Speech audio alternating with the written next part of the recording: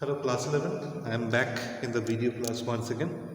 I hope you will observe this video carefully because it is very important for you.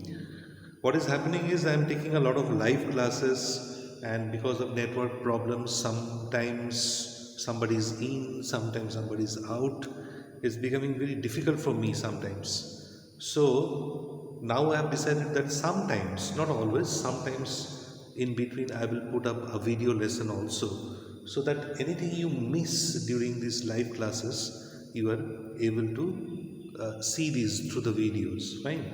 And one more advantage is you will be able to observe these videos over and over again, so that a particular part you did not understand when I was explaining, you can rewind the video and watch it once again, okay, to get some meaning out of it.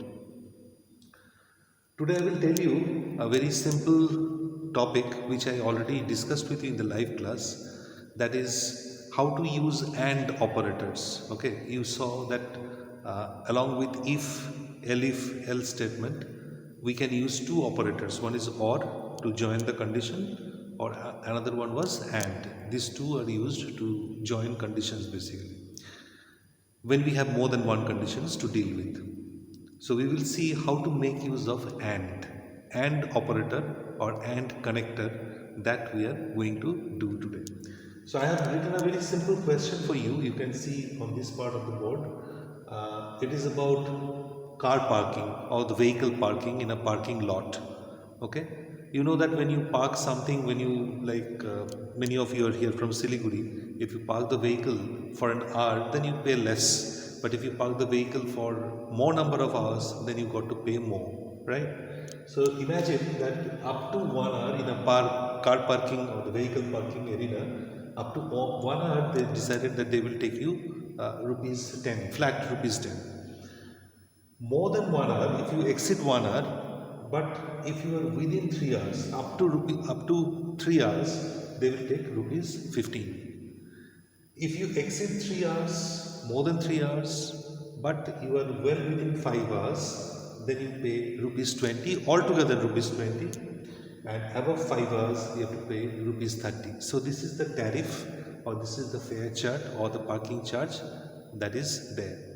Now what you have to do, you have to write a program to input how long a car was parked or how long a vehicle was parked and how much the vehicle will have to pay. The program will be written on that. That means user, when we will run the program, will input how long the car was parked, and the program will give the output how much the person will have to pay. Very simple question. You have done this kind of question before. So let us do it. So here look at this. First of all, I took a variable age. Okay. Why age? Because I want to use this age to input from user how many hours basically the vehicle was placed. Fine. So what did I do? I took a float converter here and I wrote input, because why did I take float? Because hours can be in fractions. Say 3.5 hours it was parked. So we will write 3.5, right? So we said input, enter the hours. How long basically the vehicle was parked.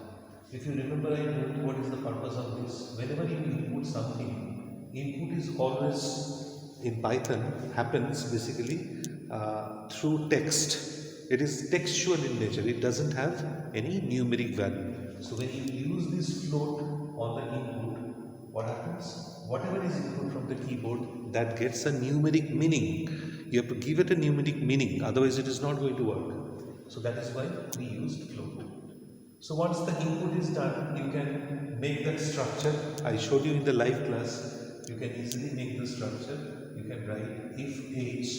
See the first category. It was up to 1 hour. You have to pay rupees 10. So if my age is less than or equal to 1, that means up to 1 hour, then how much I need to pay? We can directly write here print pay rupees 10. That's it. Very simple question. Now, if I come under the second category, say I am not like within 1 hour, I park my car little more than 1 hour, but it was well within 3 hours. So in that case, I told you the next condition, if you have to check many conditions, you can do so by using this keyword. What is the keyword? Elif. After elif, you write the second condition. So what the condition would be? Here there are two parts, more than 1 hour and up to 3 hours. So if R is more than 1, it is 1 hour, more than 1 hour. Okay? And look at this, how we are joining. And R is less than equal to 3. I exceeded 1 hour, right? Not less than greater than equal to. I exceeded, it said more than 1 hour. So I exceeded 1 hour, but I am well within 3 hours time. So anything which is more than 1 hour and less than 3 or equal to 3, meaning it could be 3, it could be 2.5, it could be 1.5, it could be 2, all these cases, right? So in that case, what is happening? We need to pay rupees 50. So I will write here print pay rupees 50. Again, another condition, look at this, third condition, more than 3 hours and up to 5 hours. So we will write elif, another condition I will put, if h is more than 3 and h is less than equal to 5. That means I am talking about all the situations. Look at this, more than 3 hours. It could be 3.5, it could be 4, it could be 4.5, because it is at the most up to 5 hours. Or it could be 5 also, then also it satisfies the condition. Because it says h should be less than 5 or maybe equal to 5. In that case, I need to give the printout because I need to pay in that case 20 rupees. So I will say pay rupees 20. Now, if this is not the case, this is not the case, even this is also not the case, that means definitely the value of h is more than 5. Probability wise, it has to be more than 5. So more than 5 means it said above 5 hours, you pay rupees 30. So we can straight away now write, we don't have to check any condition, we can directly write else print pay rupees 30. So what are the points we need to remember here? We need to remember that all the conditions that can be after if or after elif, by elif we can add more conditions. I could have added, like I had added 2 elifs in between if and else, I added 2 elifs. I could have added 4, 5 also. If situation demanded, I could have added many more elif in between to represent many more conditions. Why and here? And says this also to be satisfied, this also to be satisfied, both are to be satisfied.